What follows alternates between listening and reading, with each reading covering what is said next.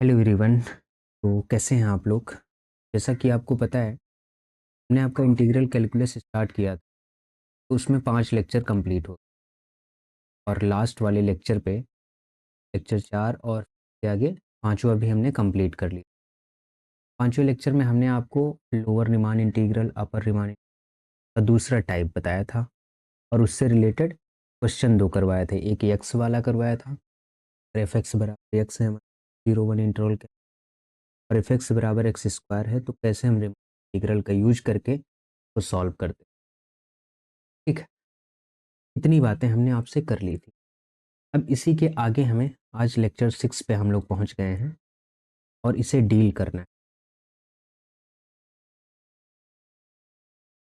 Lecture number 6,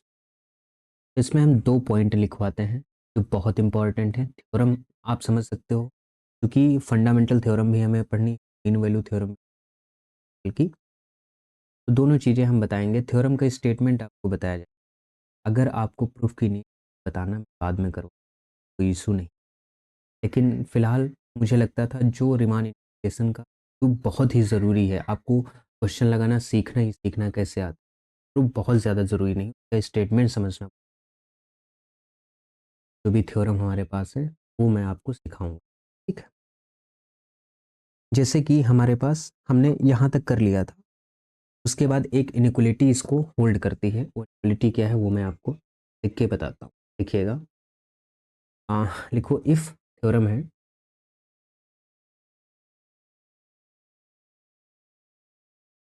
बहुत most important point है कि फंक्शन कोई ए बी से लेके क्लोज इंटरवल ए बी से लेके आर पे क्या, एनी बाउंडेड फंक्शन, कोई भी ये bounded function, any bounded function, अगर ए बी से लेके आर पे कोई फंक्शन डिफाइंड कैसा है, बाउंडेड है, और पी क्या है, कोई पार्टीशन है ए बी का, P any partition, P any partition, P क्या है, ए बी का कोई भी पार्टीशन, देन ये जो इनइक्वालिटी है, small M B minus A हमेशा लेस आर इक्वल होगा किससे, lower Riemann sum, L P F, है ना, lower Riemann sum L P F से तो डिनोट कर देते, ये हमेशा छोटा किससे, यू पी एफ से, पी एफ से, यू पी एफ हमेशा छोटा होगा किससे, capital M B minus, this is ये प्रूफ भी करा सकते हैं, लेकिन प्रूफ की नीड है नहीं, इसलिए मैं नहीं कराऊंगा प्रूफ। तो ये कि थ्योरम है जिसका स्टेटमेंट आपको याद रखना है कि लोअर रिमान सम जो है से अपर रिमान सम बड़ा होता है, और वो किससे लेस होता है, कैपिटल एम बी माइनस से, और वो किससे लेस होता है, ओके। उसके बाद एक और थ्योरम आती है हमारे पास, देखो लिखिएगा इसको, कि अगर फंक्शन रिमान इंटीग्रेबल है, if F is Riemann integrable, अगर फंक्शन क्या है, रिमान इंटीग्रेबल, कि मतलब उसका लोअर रिमान इंटीग्रल और अपर रिमान इंटीग्रल दोनों एग्जिस्ट करते हैं, कहाँ पे, ए बी के अंदर, अगर function Riemann integrable A B में, and F is a function defined, F defined, function defined कैसा, as capital F X X पे, और साथ में F of T D T, इस तरीके का कोई इंटीग्रल फंक्शन डिफाइन करके दिया, then F X is continuous, then F X is continuous,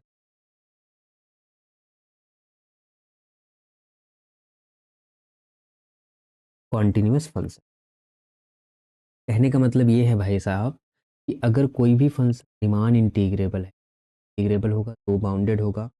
और वो इस तरीके से डिफाइंड तरीके से, देन पहला ऑप्शन फंक्शन कॉन्टिन्यूस होगा कि नहीं, दूसरा ऑप्शन इसी तरीके से पूछेगा फंक्शन इज नॉट, इस तरीके से तीसरा ऑप्शन बना देगा फंक्शन इज डिफरेंस, चौथा ऑप्शन बना देगा फंक्शन इज डिफरेंशिएबल, इस तरीके से। तो आपको बताना होगा इस थ्योरम के अकॉर्डिंग, अगर फंक्शन रिमान इंटीग्रेबल है ए बी के अंदर और एफ डिफाइंड है इस तरीके से, तो एफ को क्या होना पड़ेगा, कॉन्टिन्यूस। ये वाला ऑप्शन सही हो जाएगा, बाकी सारे गलत। हो सकता है इनमें से कोई और भी सही हो जाए, डिफरेंशिबल बन जाए या डिफरेंशिबल ना बने, लेकिन वो तो बाद की बात है, क्योंकि एमसीक्यू टाइप है तो एक ही ऑप्शन सही है, तो थ्योरम के अकॉर्डिंग आपको यही सही रखना है। क्लियर बात होगी, बहुत बढ़िया। इसके बाद एक और थ्योरम आती है जिसे हम फंडामेंटल थ्योरम कहते हैं, इसे भी लिख लो, है ना। फंडामेंटल थ्योरम क्या होती है उसका स्टेटमेंट भी समझ लो, भी याद कर लेना आप, ठीक है। फंडामेंटल थ्योरम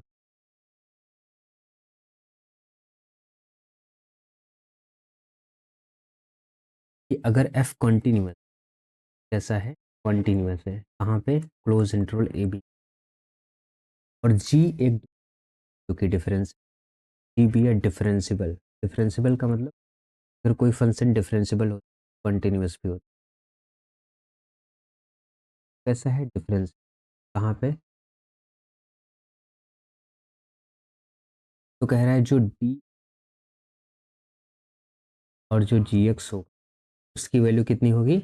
एफ एक्स के बराबर होगी for all X belongs to A B. इसका मतलब क्या हुआ, जो ये स्टेटमेंट मैंने लिखा है इसका मतलब क्या हुआ कि अगर कोई भी फंक्शन है वो कॉन्टिन्यूस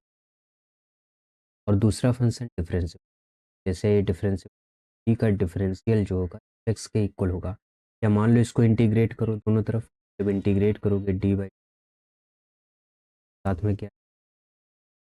है ना, तो और ये साथ में क्या, एक्स और डी एक्स, ऐसे ही तो आएगा। मान लो limit close interval A D के अंदर है, तो ये क्या होगा, ये हट जाएगा, का इंटीग्रेशन क्या होगा, सिर्फ जी। ये बात तो पता होगी आपको कि डेरिवेटिव हट जाता है, की वैल्यू क्या आ जाएगी हमारे पास, जी ए आ जाएगा। इसकी वैल्यू आएगी ए से बी एफ एक्स और डी एक्स की, है ना, इस तरीके से। मतलब जी का फंक्शन डिफरेंशिबल है,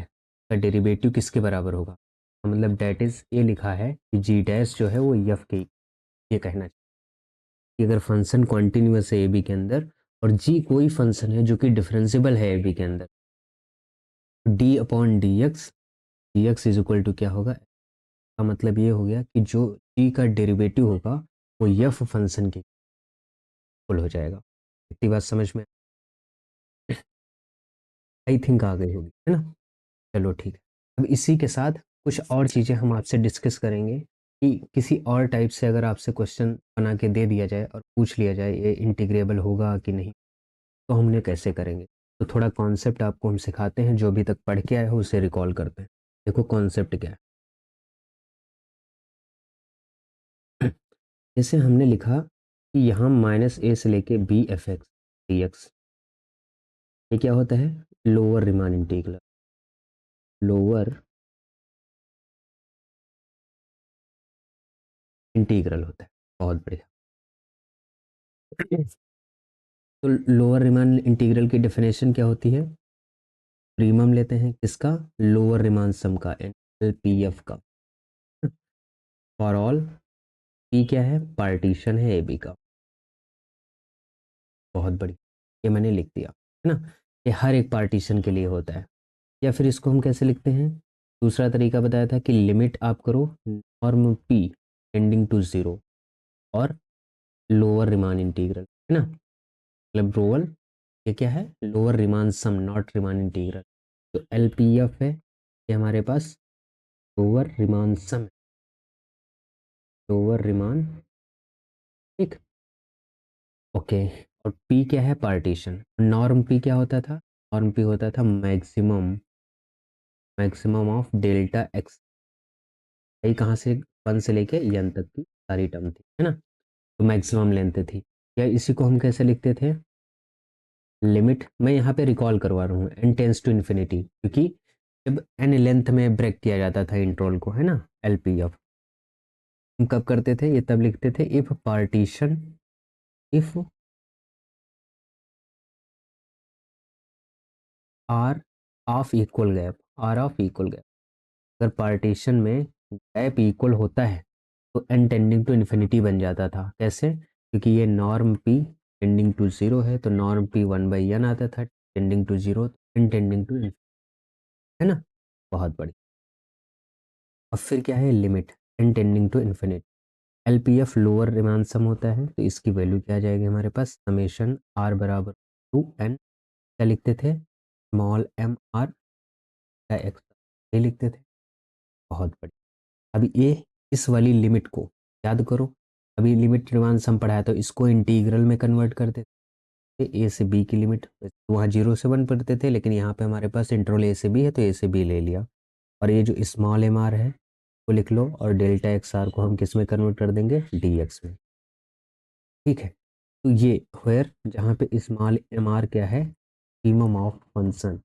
मिनिमम ऑफ एफ, है ना। तो ये हमारे पास इतनी चीज़ें हमने लोअर रिमान इंटीग्रल से पढ़ी हैं अब तक, इनको हमने एक जगह पे क्या कर दिया, लिस्टराइज कर दिया, कि इन्हीं चीज़ों से एक बार स्टेप वाइज यहाँ आएंगे, फिर यहाँ आएंगे, फिर यहाँ आएंगे, फिर यहाँ आएंगे, फिर यहाँ से सॉल्व हो जाएगा। ठीक है, अभी देखना कैसे करेंगे। सेम काम हम किसके थ्रू कर सकते हैं, सेम काम हम कर सकते हैं अपर रिमान इंटीग्रल के लिए। जैसे मान लो हमारे पास अगर a से लेके minus B F X D X है, ये हमको दिया गया है क्या, अपर रिमान इंटीग्रल।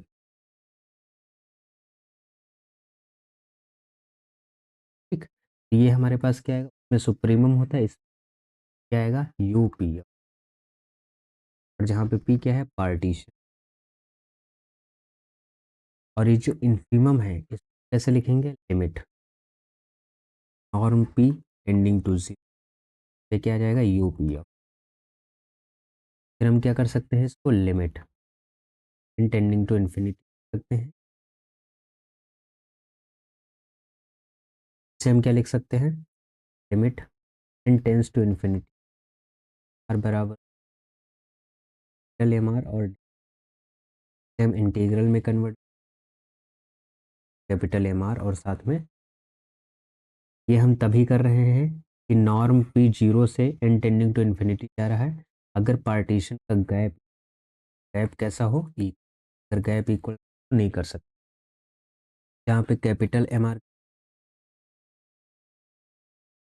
को फंक्शन दिया रहेगा सुप्रीमम की, यहाँ पे हम बात करेंगे। ठीक है, अब देखो, अब हम कैसे निकालते हैं क्वेश्चन, इस पे कैसे बनेंगे।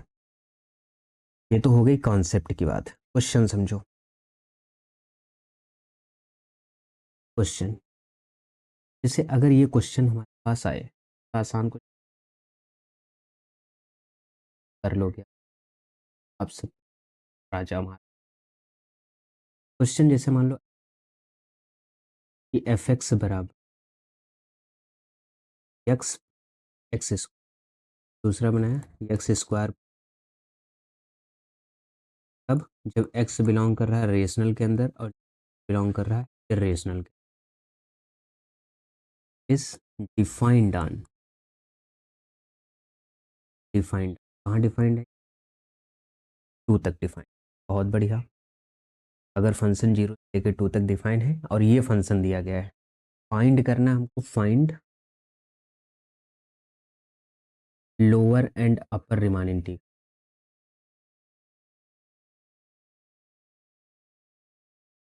पर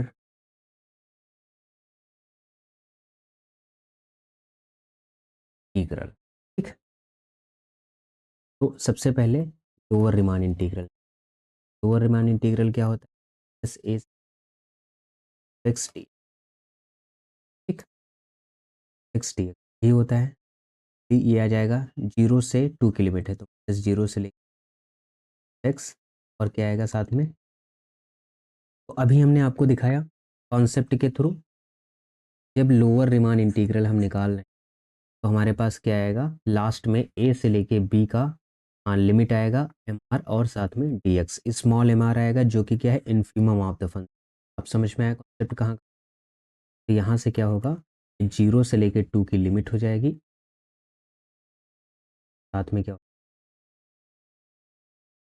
ओके, ये हो गया हमारे पास।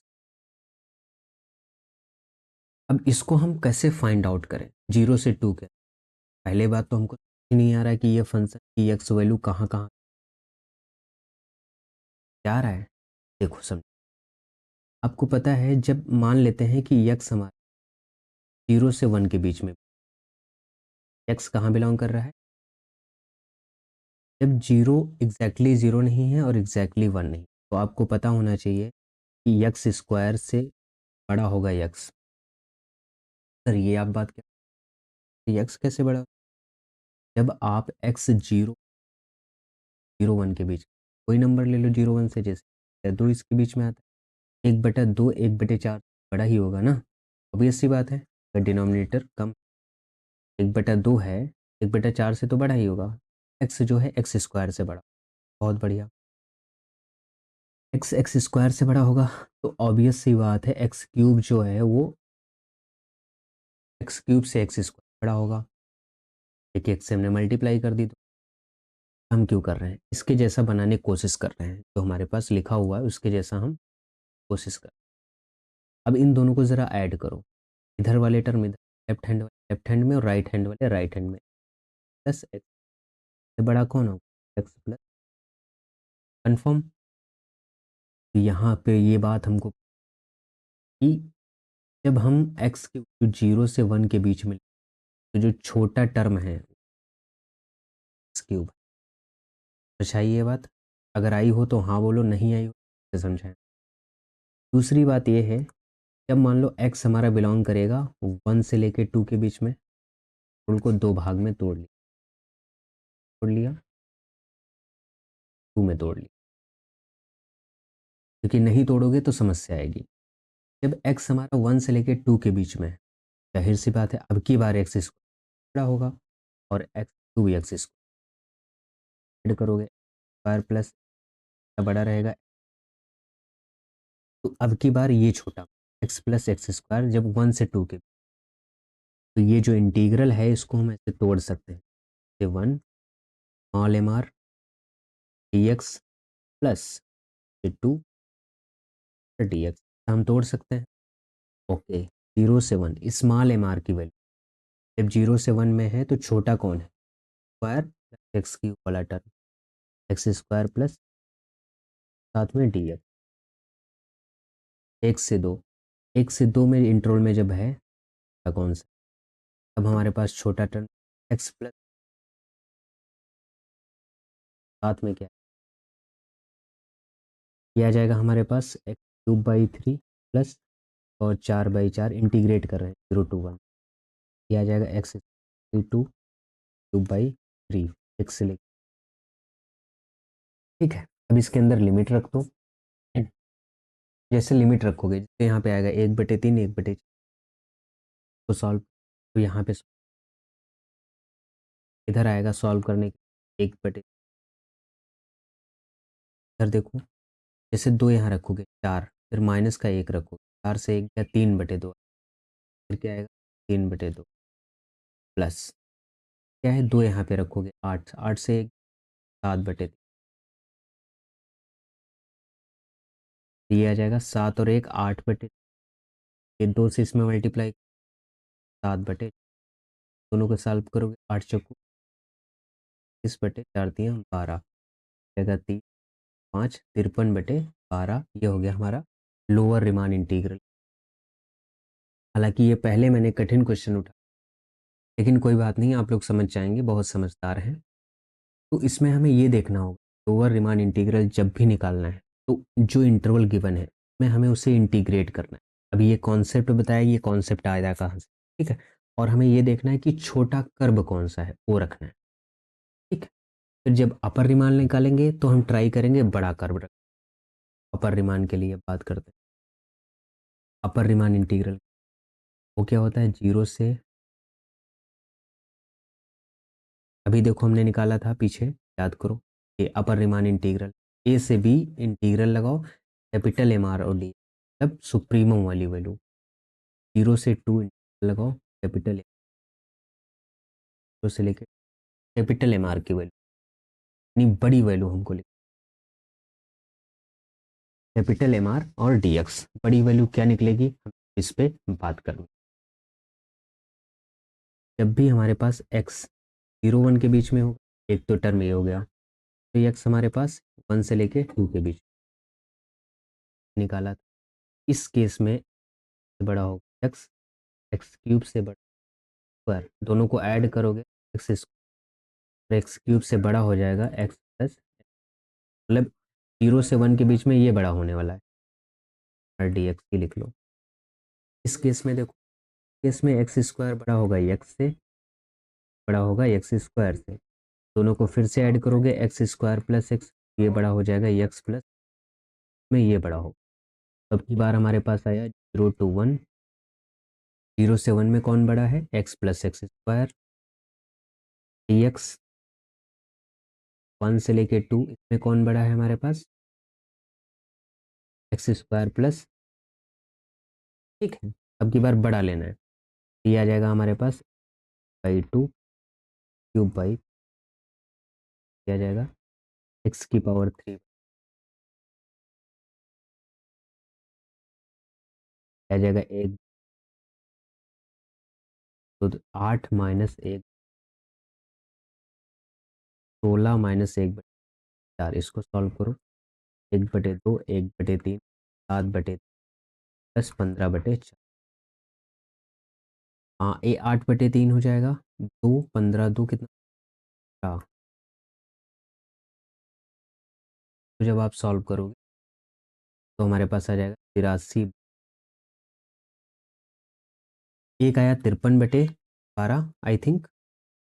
एक आया, तो जब सॉल्व किया तो 53/12 आया, लोअर रिमान इंटीग्रल, अपर रिमान इंटीग्रल कितना है 83/12, जब दोनों इक्वल नहीं है तो ये फंक्शन रिमान इंटीग्रेबल तो नहीं, ये बात तो कन्फर्म है, ये फंक्शन रिमान इंटीग्रेबल तो नहीं हो सकता। लेकिन इसी तरीके से आपको क्वेश्चन दे देगा और कहेगा इसका अपर रिमान कितना होगा, 4 ऑप्शन में, फिर आपको क्वेश्चन कराएं, आसान ना, यूनिट खत्म हो फिर मुझे फुर्सत मिले तो क्वेश्चन में बनाऊंगा इन सब चीज़ों, और फिर आपसे बात करूंगा इसके बारे में। इसके आगे दूसरा क्वेश्चन देखते हैं, 5-7 क्वेश्चन कराते हैं, समझ में आ जाएगा एक्चुअली में चल क्या रहा है। देखो दूसरा क्वेश्चन है, इंटरवल हमारा 0 to 1, ठीक, और फंक्शन अब की बार डिफाइन करके दिया है, रूट 1 माइनस एक्स 1 माइनस, जब एक्स बिलोंग कर रहा है रेशनल नंबर बिलोंग कर रहा है, तो हमको फाइंड करना है लोअर रिमान इंटीग्रल और अपर रिमान, दोनों निकाल, ठीक, आओ दिखाते सोल्यूशन कैसे होगा इसका, तो समझ में आ गया। अल्टीमेट करना क्या, हमें 0 1 से लिमिट लेनी है, कॉन्सेप्ट मैंने समझा के रखा है, कहाँ से ये आया कि जो आप कहते हो सर लोअर रिमान इंटीग्रल तो ये होता है -0 to 1, और अपर रिमान तो ये होता है 0 to -1, लेकिन हम लोअर रिमांड में क्या करेंगे, पूरी लिमिट लेंगे, यहाँ स्मॉल एम आर लिखेंगे, मिनिमम ऑफ द फंक्शन, मतलब छोटा फंक्शन,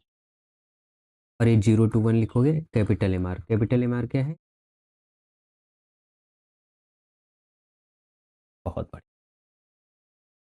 अब देखो, अब इस फंक्शन में हमको देखो बड़ा फंक्शन कौन है छोटा फंक्शन कौन है ये जानना है। अगर मैं थिंक करूँ ऐसे रिलेशन में, तो y बराबर हमारे पास 1 माइनस एक्स स्क्वायर कर्व है एक, और एक मान लो y बराबर ये कर्व है, यहाँ से क्या आ जाएगा x प्लस वाई बराबर 1 लाइन एक, और ये क्या बनेगा हमारे पास, दोनों तरफ स्क्वायर कर दो, जाएगा वाई स्क्वायर बराबर 1 minus X square plus Y square, बना। हमको कहाँ पे देखना है, 0 1 हमारा यहाँ से यहाँ तक, इस कोऑर्डिनेट में सर्कल इतना बनता है, इस 1 रेडियस का सर्कल, और x प्लस वाई है ये 1 पॉइंट से कट के जाएगा, ये ऐसे ग्राफ, ये जो लाइन है x प्लस वाई बराबर 1 है, और ये जो सर्कल है हमारे पास x प्लस वाई बराबर 1, ये जो पॉइंट है 1 का है, ये पॉइंट है 0,1।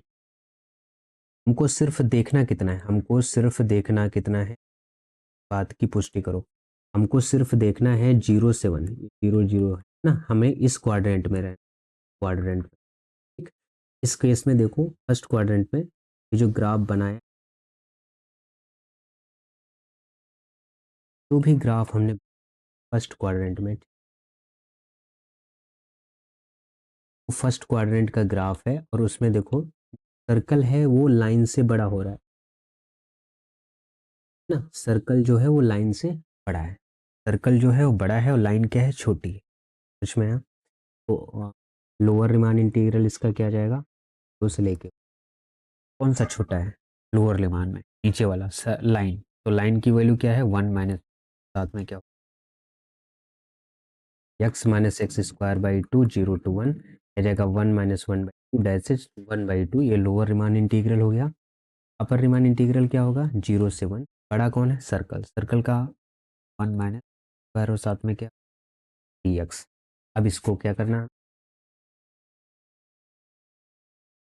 1 - x² का क्या होता है, याद करो, क्या आ जाएगा हमारे पास x/2, ये होता है x/2, और साथ में क्या होता है यहाँ पे रूट ज्यों का त्यों, फिर प्लस a² यानी 1² बाई 2, और साथ में साइन इनवर्स x/a, ये होता है, लिमिट क्या होगी 0 to 1। इसका मैंने क्या कर दिया, मतलब फार्मूला लगा दिया जो अंडर रूट a² - x² का होता है वो वाला। अब ये फार्मूला नहीं याद है तो आपकी प्रॉब्लम है, आप करो याद। तो 1 रखोगे ये टर्म 0 हो जाएगा, पाई/2 आएगा, साइन इनवर्स साइन पाई, 1 कब देता है पाई/2 पे, पाई हो जाएगा ये 4, क्योंकि 2 पहले, बहुत बड़ी। जब 0 रखोगे तो इसे एक्स की वजह से 0 हो जाएगा, साइन की वजह से 0 हो जाएगा। ये पता चला कि जो अपर रिमान इंटीग्रल है वो पाई/4 है, और lower Riemann integral does not, का मतलब फंक्शन नॉट इंटीग्रल। तरीके से भी चेक करेंगे, यही आसान तरीका, बाकी उस तरीके से इसमें जाओगे तो बहुत कठिन पड़ेगा। मजा आ रहा है हम कह क्या रहे हैं। नेक्स्ट क्वेश्चन, मजा आ रहा होगा फिलहाल। नेक्स्ट क्वेश्चन देखो, नेक्स्ट क्वेश्चन, इंटरवल आपकी पार पाई/4, तो हमको फंक्शन कॉस एक्स, और यहाँ पे क्या बना के दिया गया साइन एक्स, बिलोंग कर रहा है, और जब एक्स बिलोंग कर रहा है इरेशनल, तो हमें अपर और लोअर रिमान इंटीग्रल निकालना है। अपर इंटीग्रल क्या होगा, दिस इज और टास्क टू, ध्यान दो, साइन एक्स का ग्राफ ऐसे बनता है, ग्राफ से पता चल जाता है, ये होता है 0, ये होता है पाई, इसी के बीच में होता है पाई/, बहुत बड़ी। कॉस एक्स का ग्राफ ऊपर से बनता है, ये होता है 0, और ये होता है हमारे पास,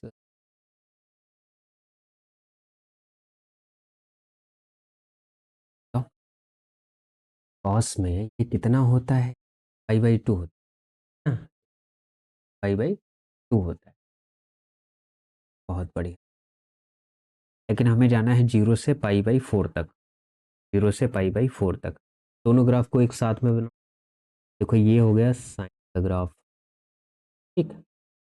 और ये हो गया हमारे पास का ग्राफ, तरीके से, तो ये पाई/4 पे ही तो कट करते हैं, याद करो, पाई/4 पे ही तो कट करते हैं, ये क्या है 0 पॉइंट। तो इस वाले ग्राफ में आपको क्या दिख रहा है, ध्यान दो, ध्यान से देखना तब भी समझ आएगा। ऊपर वाला कॉस का ग्राफ है, तो 0 से पाई/4 के अंदर कॉस जो है बड़ा है, और जो साइन वो क्या है छोटा, ये नीचे तो छोटा, ऊपर वाला टर्म बड़ा। ओके, यहाँ से स्मॉल एम आर लिखेंगे तो आ जाएगा हमारे पास कॉस एक्स, और कैपिटल एम आर लिखेंगे तो आ जाएगा हमारे पास क्या, ये हो गया कैपिटल एम कॉस एक्स, और बड़ा है स्मॉल एम आर जो हो जाएगा हमारे पास क्या, साइन एक्स। ये हम कहाँ पे देख रहे हैं, सिर्फ इंटरवल 0 से पाई/4 के अंदर। ओके, नाउ अब इसका हम निकाल लेते हैं, आसान हो गया। में क्या आएगा, हाँ लोअर रिमान इंटीग्रल, ये होता है 0 से लेके पाई/4, स्मॉल एम आर कितना है साइन एक्स, साथ में क्या हो जाएगा डी एक्स, साइन एक्स का इंटीग्रेशन क्या, माइनस का कॉस एक्स, 0 से लेके 4, माइनस बाहर आ गया कॉस पाई/4 माइनस कॉस 0, पाई/4 का मान 1/√2, कॉस 0 का मान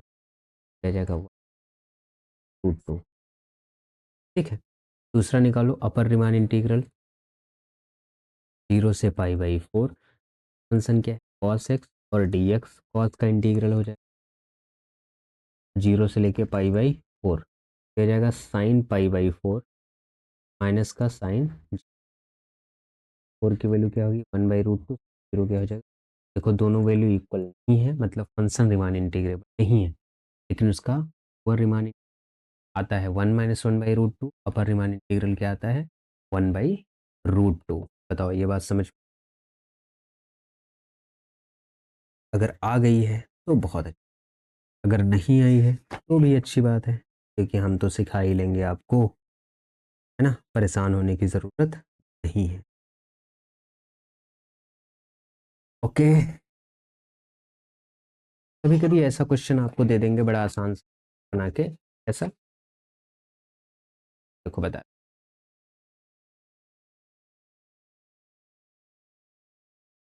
कभी कभी ऐसा क्वेश्चन दे देंगे,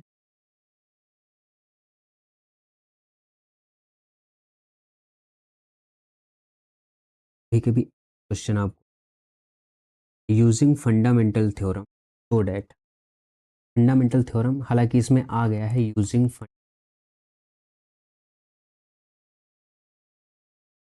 fundamental theorem so that, show करना है आप कि 0 से a x³ dx कितना होता है a³, इसे इंटीग्रेट करोगे लिमिट रखोगे तो यही आएगा, है ना। हालांकि ये डायरेक्ट आपसे पूछा जाएगा, लेकिन मैं आपको शो करके एक बार दिखा दे रहा हूँ। पहले तो याद करना है कि फंडामेंटल थ्योरम जो पीछे फंडामेंटल फंडामेंटल थ्योरम क्या होती है कि एक जी फंक्शन डिफरेंशिबल है, इक्वल आएगा, डिफरेंशिबल फंक्शन इक्वल आएगा, अगर ऐसा है तो क्या होगा, ए से लेके बी की लिमिट इंटीग्रेट करोगे क्या आ जाएगा हमारे पास GB - GA, यही तो कराया था, अभी पीछे देख लो, हो गए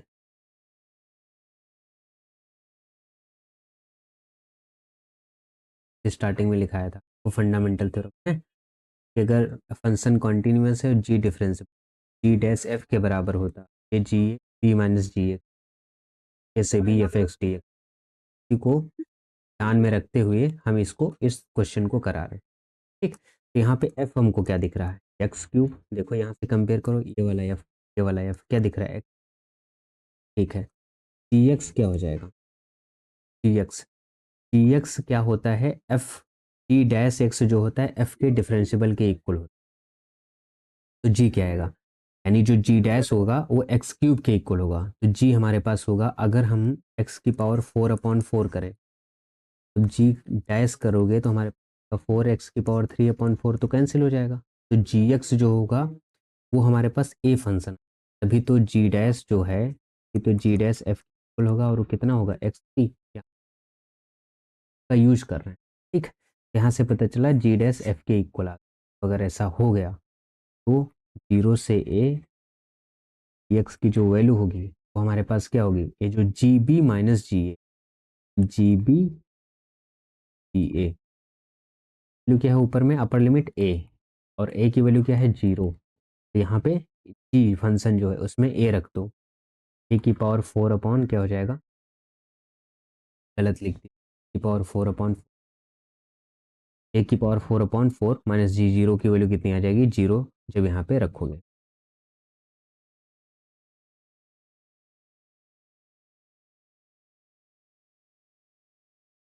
है ना। ये है a⁴/4, तो ये फंडामेंटल थ्योरम का यूज करके हम इसे कर सकते हैं। बात समझ में नहीं, बस समझ में आई बात या नहीं आई, अगर आई है तो अच्छी बात है, अगर नहीं आई है तो और अच्छी बात है, बताइए फिर।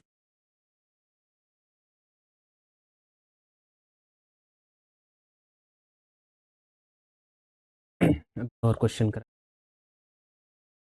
In short mean value theorem आपको हम बता देते हैं कि शॉर्ट में मीन वैल्यू थ्योरम क्या होता है, यहाँ पे मैं लिख दे रहा हूँ, ठीक है। देखो मीन वैल्यू प्रूफ कराने की ज़रूरत नहीं, ये क्या होता है, जैसे कोई इंटीग्रल है ए से एक्स डी, ये पक्का पूछा जाए, इसकी वैल्यू क्या आ जाएगी हमारे पास b - a, और साथ में एक कांस्टेंट आएगा, जिसे हम एफ सी लिख रहे हैं, ठीक। ये जो सी है वो बिलोंग करेगा कहाँ, ए बी के अंदर, समझाएंगे ये कैसे होती है और कैसे आती है, ठीक, परेशान ना। अभी फिलहाल फोकस करते हैं क्वेश्चन पे, एक दो क्वेश्चन और करते हैं कैसे कैसे क्वेश्चन बनने हैं। देखिए क्वेश्चन में, क्वेश्चन है हमारे पास फंक्शन एक्स स्क्वायर अपॉन नहीं एक्स क्यूब, और एक्स बिलोंग कर रहा है, एक्स बिलोंग, तो हमको क्या निकालना है, लोअर रिमान इंटीग्रल और अपर रिमान, कहाँ पे निकालना है, 0 1 ठीक है, बट इट देखो कैसे, लोअर रिमान इंटीग्रल के बी, और तो ये क्या आ जाएगा हमारे पास ए से बी कम ले,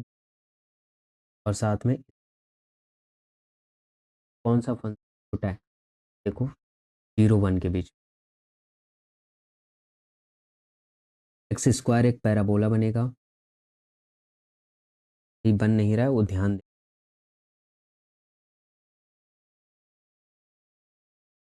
स्क्वायर क्या बनेगा, तो यहाँ पे एक पैराबोला बन, एक पैराबोला, और एक्स क्यूब की वैल्यू क्या बनेगी हमारे पास, क्यूब कुछ, ये हमारे पास एक्स क्यूब, और ये हमारे पास क्यूब का ग्राफ बनाना, ये जो है एक्स क्यूब ऐसे बन, और एक्स स्क्वायर ऐसे काट के ऐसा बन गया है,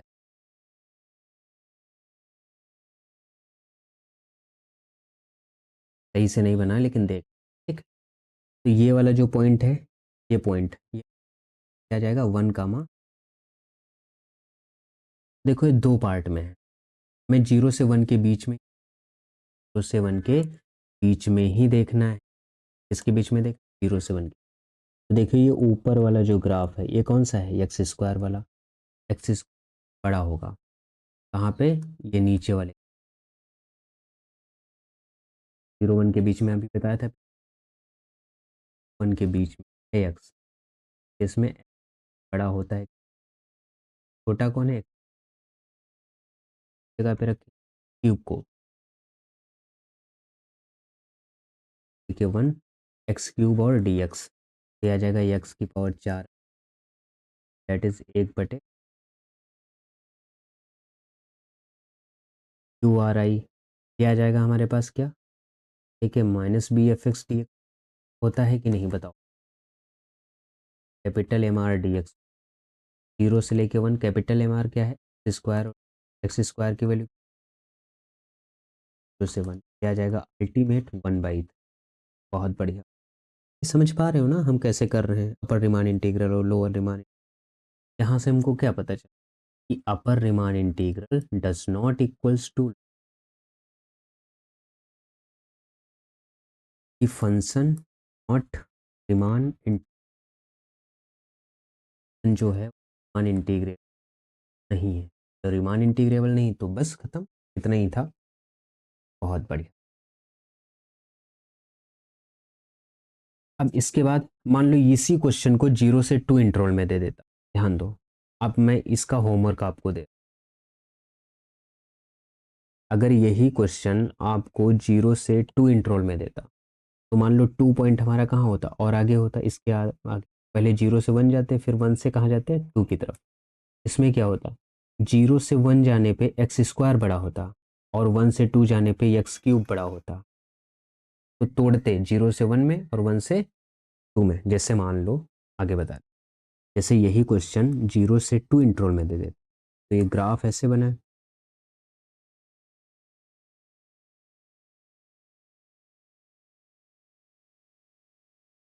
आप सलाह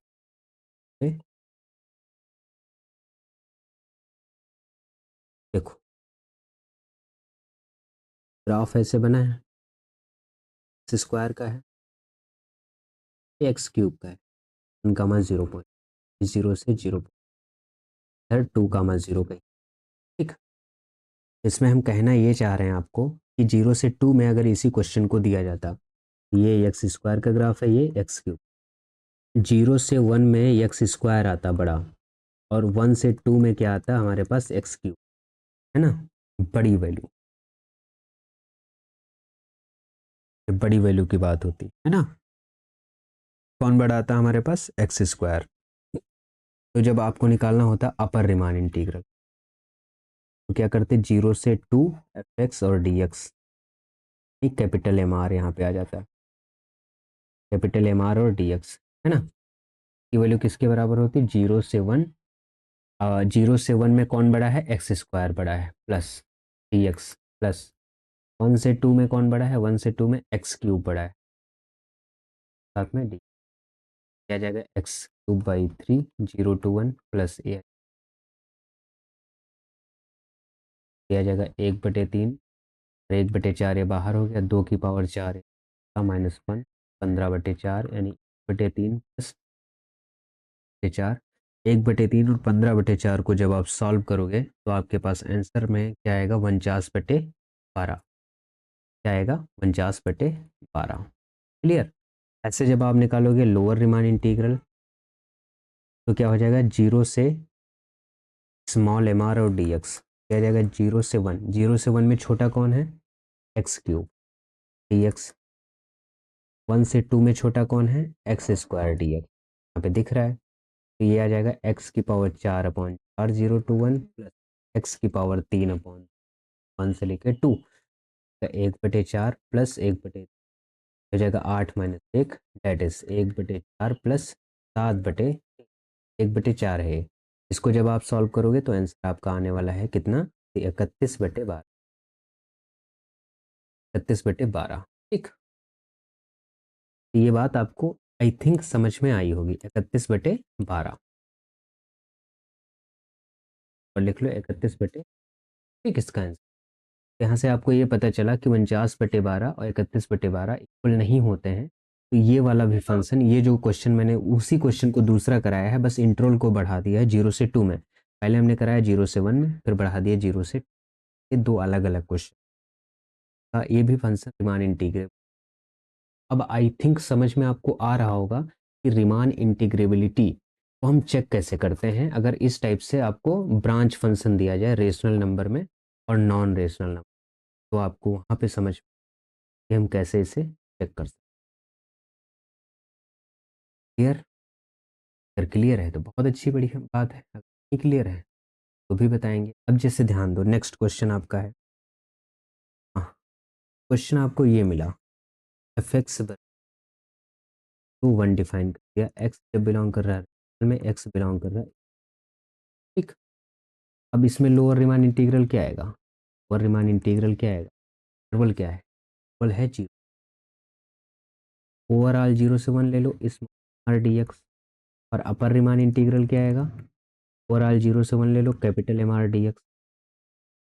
0 to 1, छोटा कौन, 0 dx, बड़ा कौन है 1 dx, वन क्या क्या आएगा, x 0 to 1, क्या आ जाएगा 0,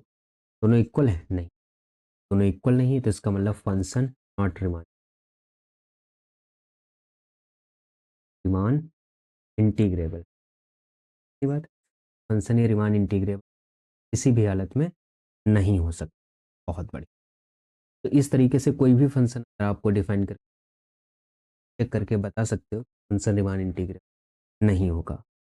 दूसरी बात, दूसरा क्वेश्चन अगर ऐसे दिया जाए, -1 और 1 जब एक्स बिलोंग करता है रेशनल में, जब एक्स बिलोंग करता है रेशनल में, और हमारे पास इंटरवल 0 से 1 का है, अगर इसमें हमको निकालना है लोअर रिमान इंटीग्रल तो क्या होगा, 0 से 1, स्मॉल वैल्यू क्या है, -1 dx, बहुत बढ़िया, पूरा नहीं लिख रहे हैं, ठीक है। तो ये क्या आ जाएगा, 2 to 1 माइनस बाहर हो गया, बाहर डी एक्स हो गया, एक्स हो जाएगा -0, दैट इज माइनस, और अपर रिमान इंटीग्रल 0 to 1, छोटी वैल्यू क्या, बड़ी वैल्यू क्या है 1 dx, आ जाएगा आंसर 1। ये दोनों भी इक्वल नहीं है, नॉट रिमान, नॉट, आर आई का मतलब रिमान इंटीग्रल, ये बात समझ में आपको आ रही हो, है ना। ऐसा कोई भी ब्रांच फंक्शन में आपको फंक्शन डिफाइन करके दे, है ना, तो मान लो यहाँ पे रख दे, यहाँ पे रख दे जिसे 1, यहाँ पे रख दे x बिलोंग्स टू रेशनल और x बिलोंग्स टू इरेशनल, और 0 से 1 का इंटरवल ले ले, 0 से 1 का इंटू रखते, 0 वाला 0 1 वाला कराया, 1 0 यहाँ पे है ना, 0 से 1 इंटू ले लो, तो ये भी क्या होगा, not integrable function, not Riemann integrable, वैसे ही निकालोगे। आई थिंक अब आपको ये वाला कॉन्सेप्ट समझ में आ गया होगा कि रिमान इंटीग्रेबिलिटी कब इसकी एग्जिस्ट करेगी और कब एग्जिस्ट नहीं करेगी। पार्टीशन मेथड से अगर इसको करने जाएंगे तो बहुत समय लगेगा, तो हम इसी तरीके से करेंगे, है ना। पार्टीशन मेथड से हमने 1-2 क्वेश्चन आपको करा के दिखा दिए थे कि वो किस तरीके से हो जाएंगे। ये बात समझ में आई कि नहीं बताओ, है ना। तो इस तरीके से फंक्शन को हम देखते हैं कब वो रिमान इंटीग्रेबल होगा और कब वो रिमान इंटीग्रेबल नहीं होगा, ठीक है। देखते हैं और क्या है इसमें बताने वाला।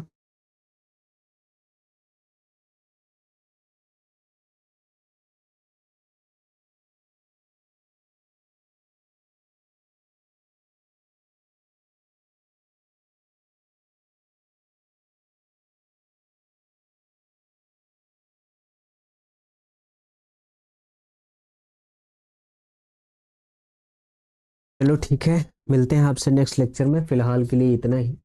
रिमान इंटीग्रेबिलिटी में अब देखते हैं क्या कुछ बचा है कि नहीं, मुझे लगता है खत्म। फिलहाल मैं अभी चेक करके बताता हूँ, बुक देखता हूँ, बुक पास में नहीं रखी, 1 मिनट रुको, और अभी मैं बता रहा हूँ रिमान इंटीग्रेबिलिटी में कुछ बचा है कि सारा कुछ खत्म हो गया। जैसे रिमान इंटीग्रेशन में हमने आपको रिमान सम, अपर रिमान सम, लोअर रिमान सब कुछ बता दिया, है ना। और नेसेसरी और सफिशिएंट कंडीशन क्या होती है रिमान इंटीग्रेबिलिटी की, वो भी बता दी। 1-2 इस पे पॉइंट होंगे, हाँ, कुछ थ्योरम्स के पॉइंट हैं, तो वो मैं आपको बताऊंगा कि फंक्शन रिमान इंटीग्रेबल कब कब हो सकता है, तो वो मैं बताऊंगा। जैसे अगर कोई फंक्शन कॉन्टिन्यूअस होता है तो वो भी रिमान इंटीग्रेबल होता है, तो हमें ये चेक करना है कि फंक्शन कॉन्टिन्यूअस, अगर कॉन्टिन्यूअस है तो रिमान इंटीग्रेबल। जितने भी बाउंडेड मोनोटोनिक फंक्शन वो सारे क्या होते हैं, रिमान इंटीग्रेबल। ये सारी बातें हम बताएंगे आपको, 10 से 15 पॉइंट इस पे देंगे, 10-15 पॉइंट लगभग लगभग जितने बन रहे होंगे, और वो सारी बातें हम आपको बताएंगे। फंडामेंटल थ्योरम हमने आपको समझा दी क्या होती है, और क्या बचा है, 8-10 पॉइंट देंगे। ये जो मीन वैल्यू थ्योरम होती है, वाइस्ट्रास सेकंड मीन वैल्यू थ्योरम, ये क्या होती है ये बताना है, वाइस्ट्रास सेकंड मीन वैल्यू थ्योरम। बाकी क्वेश्चन तो एक्स स्क्वायर, एक्स वाले ये सारे मैंने करवा दिया आप है। फंक्शन के पास अगर इनफाइनाइट नंबर ऑफ डिसकंटिन्यूटी हैं तो वो रिमान इंटीग्रेबल होगा या नहीं होगा, ये कोई ज़रूरी नहीं है, ठीक है। और बाकी इसमें जो भी क्वेश्चन बचे हुए हैं आप इनको क्या करिए, लगाइए। फिर उसके बाद है differentiation under the sign of integration. देख लेते हैं कि कितना सिलेबस था आपका। यूनिट 1 में differentiation under sign of integration, ये आपको करवाना है, ठीक है। Differentiation under the sign of integration क्या होता है, इस पे बेस्ड कुछ क्वेश्चन आपको करवाने हैं जितने हैं एक्सरसाइज वगैरह में, फिर आपका ये वाला यूनिट खत्म। ये मान के चलो मोटा मोटा एक लेक्चर आपका और आएगा रिमान इंटीग्रेशन पे, बस फिनिश। ओके, मतलब कल आपका रिमान इंटीग्रेशन ये पूरा यूनिट फिनिश हो जाएगा। तब तक के लिए बाय, आपसे नेक्स्ट